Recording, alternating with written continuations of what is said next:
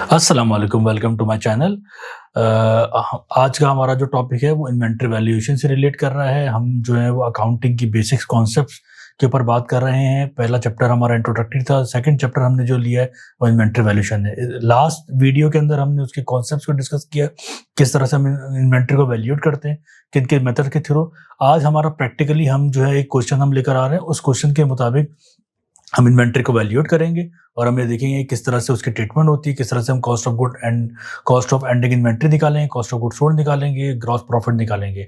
हमारे पास दोनों मेथड्स हैं, हमारे पास perpetual method and periodic method. आज का हमारा जो फोकस है वो हम पीरियोडिक मेथड के ऊपर काम कर रहे हैं, जिसके अंदर हम ये देखेंगे किस तरह से पीरियोडिक मेथड को यूज करते हुए first in first out, last in first out और एवरेज मेथड से हम cost of ending inventory calculate करेंगे। जी, क्वेश्चन आपके सामने स्क्रीन पर आ चुका है। Inventory valuation by periodic system. Periodic system के तहत हम इन्वेंटरी को वैल्यूएट करने के लिए जा रहे हैं। क्वेश्चन हमारे पास मौजूद है। Following information prepared the Aslam store ledger account under the FIFO, LIFO and weighted average method. Question हमारे पास क्या है कि जनवरी 1 को हमने रिसीव किया 500 यूनिट्स और उसकी जो पर यूनिट है वो 20 पर यूनिट है ऑन अकाउंट। मतलब हमने जो परचेज किया है, जो गुड्स रिसीव किए हैं वो 500 यूनिट है। जनवरी 10 को हमारे पास जो है वो हमने दोबारा रिसीव किए हैं 300 यूनिट्स, 24 इसका पर यूनिट है और ये हमने कैश पे हमने परचेज किया है। इशू हमने किया, इशू का मतलब क्या होता है कि हमने सोल्ड कर दिया, जो हमने परचेज किया था वो हमने सोल्ड कर दिया। 15 जनवरी को हमने 700 यूनिट्स को हमने सेल आउट किया है eight the rate of 90 per unit. मतलब हमने इसका जो पर यूनिट है वो 90 per unit selling per unit है इसका। 20 को हमने क्या किया, दोबारा हमने 300 पर यूनिट्स हमने परचेज किया, 34 इसका पर यूनिट है ऑन अकाउंट। मतलब इसको हमने लायबिलिटी पे खरीदा है। इशू 300 यूनिट्स, 25 जैन को हमने 300 यूनिट जो है वो सेल आउट किए हैं eight the rate of 92 per units. ठीक है जी। इसके बाद हमारे पास नेक्स्ट ट्रांजैक्शन जो है वो 28 जैन को हुई है, जिसमें हम परचेज कर रहे हैं 500 unit eight $32 per unit on cash. मतलब हमने कैश पे परचेजिंग की है। 31 को क्या किया है, हमने इशू किया है, मतलब सोल्ड आउट किया है 250 units at the rate of 92 per units. Requirement हमसे कहा जा रहा है calculate the total purchase, cost of goods sold, sales and gross profit. अच्छा, अब हमारे पास सबसे पहला मेथड जो आज हम करने के लिए जा रहे हैं वो हम करने के लिए जा रहे हैं first in first out method. First in first out method का मतलब क्या है कि हम जो हमारे पास first in first out method के अंदर हम सबसे पहले क्या करेंगे कि हम अपनी total cost of purchase available for cell निकालेंगे। तो इस पूरे डेटा के अंदर जितनी भी हमारे पास परचेजेस मौजूद हैं उस डेटा को हम अलग कर लेंगे। जैसे कि हमने 1 जनवरी को हमने परचेज किया है, 10 जनवरी को परचेज किया है, 20 को परचेज किया है और हमने 28 को परचेज किया है। इन वो 4 हमने परचेजेस को एक तरफ कर लिया, इनके यूनिट्स हमारे एक तरफ आ गए। 500 यूनिट्स 20 के पर यूनिट हमारे पास है, 300 यूनिट्स हमने परचेज किया है, उसकी पर यूनिट 24 है।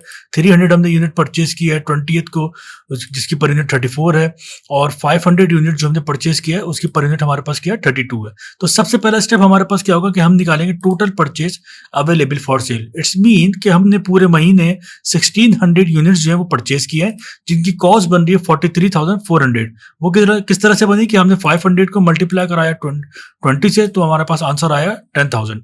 300 को मल्टीप्लाई कराएंगे 24 से, हमारे पास आंसर आएगा 7,200। 300 को मल्टीप्लाई कराएंगे 34 से, तो हमारे पास आंसर आएगा 10,200। 500 को मल्टीप्लाई कराएंगे 22 से, तो हमारे पास आंसर आएगा 16,000 रुपीज। अच्छा, अब हम क्या कर रहे हैं कि अब हम करने की जा रहे हैं लेस यूनिट सोल्ड।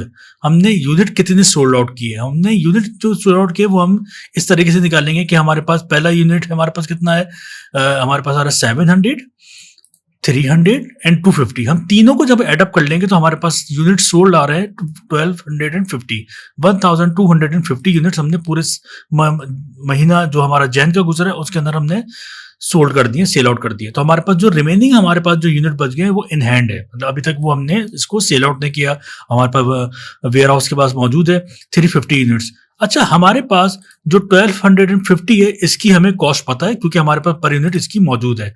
हमारे पास total purchase available for sale हमें पता है 43,400, लेकिन हमारे पास एंडिंग इन्वेंट्री के या एंडिंग यूनिट्स की हमारे पास कॉस्ट नहीं पता।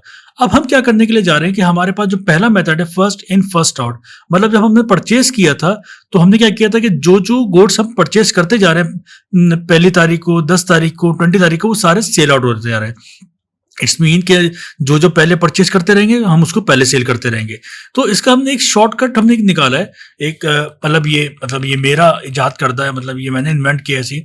असलम स्टोर हम सबसे पहले लिखेंगे, मतलब हम फॉर्मेट बनाएंगे Aslam store with the help of the FIFO method, और calculation for the cost of ending inventory by using the FIFO method. FIFO method जब हम यूज करेंगे तो मैंने ब्रैकेट में एक छोटा सा लिखा लास्ट इज स्टिल हेयर, जो भी इन्वेंट्री बचेगी वो हमारे पास लास्ट में बचेगी, क्योंकि जो हमने परचेज की होगी शुरू में, वो शुरू में तो हम सेल आउट कर चुके होंगे। जैसे 500 हमने भेज दी, हमने 300 हमने इसमें से पहले भेज दिया, 300 हमने इनमें से भेज दिया, क्योंकि हमने 1250 हमने यूनिट्स बेचते थे। हमारे पास 350 यूनिट्स जो हैं वो एंडिंग इन्वेंट्री बचे हुए। इट्स मीन के 300 यूनिट्स जो हमें निकालने, इसकी पर यूनिट कॉस्ट निकालनी है, क्योंकि हमारे पास की पर यूनिट कॉस्ट नहीं है, और वो पर यूनिट कॉस्ट जो है वो हमें परचेजिंग में से ही निकलेगी। तो हमने ये देखा कि 350 यूनिट्स किस में बचे हुए होंगे। इसका मतलब है लास्ट इज स्टिल हेयर, जो लास्ट के अंदर इन्वेंट्री है, जो 28 जनवरी को हमने परचेज की थी, इसके अंदर से एंडिंग यूनिट्स बचे हुए हैं। उसमें हमारे पास कितने यूनिट से 500 यूनिट। 500 यूनिट में से जब हम 350 निकाल देंगे तो 150 हम यूज कर चुके हैं, सेल आउट कर चुके हैं, और 350 इसमें से बचे हुए, जिसकी पर यूनिट है 32। तो हमने क्या किया, 350 हमने यहां पे लिखा, 32 पर यूनिट इसका लिखा, इसका आंसर आ गया 11,200। इसका मतलब ये हुआ कि 500, 300, 300 और 150 ये यहां से सब हम सेल आउट कर चुके हैं। इस अमाउंट के अंदर जो हमारे पास ये वाला जो कॉलम है 28 जनवरी, इसके अंदर से हमने क्या किया, 350 यूनिट्स हमने निकाल लिए। तो हमारे पास जो कॉस्ट ऑफ एंडिंग इन्वेंट्री आ गई है वो क्या आ गई, 11,200 रुपीज। इसके बाद नेक्स्ट स्टेप पे हम क्या करने जा रहे हैं, सबसे पहले हम क्या करेंगे, जब तक हमारे पास सेल्स का अमाउंट नहीं आएगा तब तक हम आगे कॉस्ट ऑफ गुड्स सोल्ड और ग्रॉस प्रॉफिट नहीं निकाल सकते। वो कैसे निकालेंगे, हमारे पास तीन जो है वो सेल्स मौजूद हैं, एक 15 जनवरी को, 25 जनवरी को और 31 जनवरी को। 700 units, 300 units, 250 units at the rate of 90, 92 और 92 रिस्पेक्टिवली। तो हम क्या करेंगे, 700 और 90 इसका पर यूनिट कॉस्ट आ गया, 300 इसका पर यूनिट कितना आ गया, 92 आ गया, और हमारे पास 250 यूनिट्स इसका जो पर यूनिट आ गया वो 92 आ गया।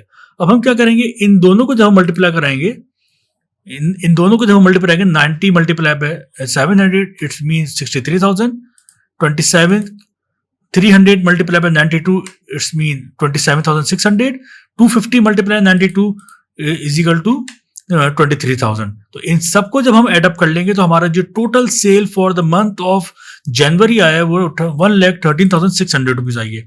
हमारे पास एंडिंग इन्वेंट्री आ चुकी है, डिजायर्ड जो हमें रिक्वायर्ड था, हमारे पास टोटल सेल आ चुकी है। टोटल सेल आने के बाद हम निकालेंगे कॉस्ट ऑफ गुड्स सोल्ड, क्योंकि जब तक हम अपनी कॉस्ट नहीं निकालेंगे कि हमने कितने में वो चीज बनाई है, तब तक हम ग्रॉस प्रॉफिट नहीं निकाल रहे।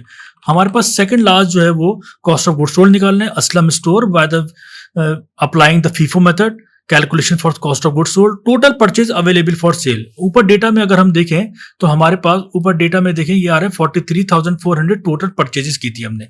इसमें से हम लेस करेंगे कॉस्ट ऑफ एंडिंग इन्वेंट्री 11,200, जो कि हम ये कैलकुलेट कर चुके हैं। देखिए ये हमारे पास कैलकुलेट हो चुकी है। अच्छा जी, तो जब हम 43,400 में से माइनस करेंगे 11,200, तो हमारे पास कॉस्ट ऑफ एंडिंग, हमारे पास क्या आ गई, हमारे पास यहाँ पे आ गई कॉस्ट ऑफ गुड्स सोल्ड। हमारे पास कॉस्ट ऑफ गुड्स सोल्ड आ गई 32,200 रुपीज। इसके बाद हमारे पास जब हमारे पास कॉस्ट ऑफ गुड्स सोल्ड आ गई कि हमारी जो प्रोडक्ट बनाई है वो हमने 32,200 की बनाई है। इसके बाद हम क्या करेंगे, कैलकुलेशन फॉर ग्रॉस प्रॉफिट, कि हमारे पास प्रॉफिट कितना आया। टोटल सेल हमारे पास थी 1,13,600 की, इसमें से हम लेस कर देंगे cost of goods sold 32,200 rupees. Gross profit हमारे पास कैलकुलेट हो गया 81,400 रुपीज। ये था हमारे पास, ये हमारा न्यूमेरिकल था जो हमने देखा कि किस तरह से first in first out method को अप्लाई किया प्रोडक्ट मेथड के अंदर, और हमने अपनी कॉस्ट ऑफ गुड्स सोल्ड निकालना सीखा, कॉस्ट ऑफ एंडिंग इन्वेंट्री निकालना सीखा, सेल का अमाउंट निकालना सीखा, और हमने ग्रॉस प्रॉफिट निकालना सीखा। इसके बाद हमारी जो नेक्स्ट वीडियो आएगी वो हम उस पर हम करेंगे last in first out, LIFO method को हम अप्लाई करेंगे। अभी हमारा जो ये जो सीरीज चल रही है हम पीरियोडिक के थ्रू फीफो से अप्लाई किया है, पीरियोडिक के थ्रू हम लीफो को अप्लाई करेंगे and weighted average cost of goods sold करेंगे। और इनके बाद जब हम तीनों को अप्लाई कर देंगे तो फिर हम एक ओवरऑल जर्नल एंट्री बना के दिखाएंगे कि किस तरह से इसकी जर्नल एंट्री के अंदर इफेक्ट आ रहा होता है और पार्शियल बैलेंस शीट बना सिखाएंगे। अल्लाह हाफिज।